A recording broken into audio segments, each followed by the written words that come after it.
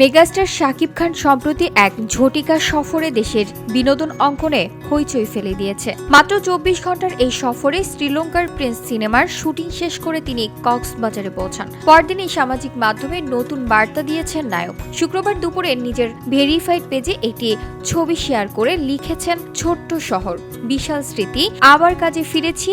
অর্থাৎ সংক্ষিপ্ত বিরতিতে দারুণ কিছু স্মৃতি নিয়েই তিনি ফিরেছেন নিজের ব্যস্ত কর্মজীবনে। এই ব্যস্ততা তার নির্মাণাধীন মেগা প্রজেক্ট প্রিন্স সিনেমার সঙ্গে সরাসরি যুক্ত।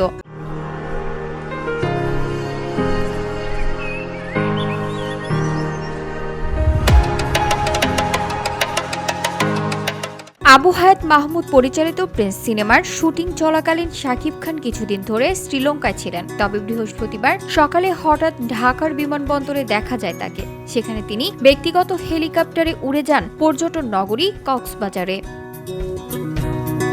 সামাজিক মাধ্যমে শাকিবকে ফুল দিয়ে বরণ করার ভিডিও ছড়িয়ে পড়লে ভক্তদের মধ্যে কৌতূহল সৃষ্টি হয়।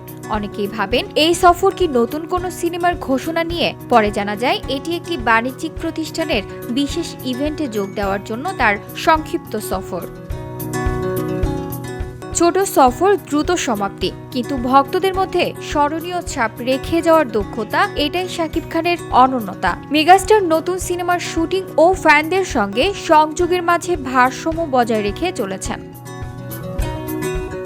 VOD Bangla news desk.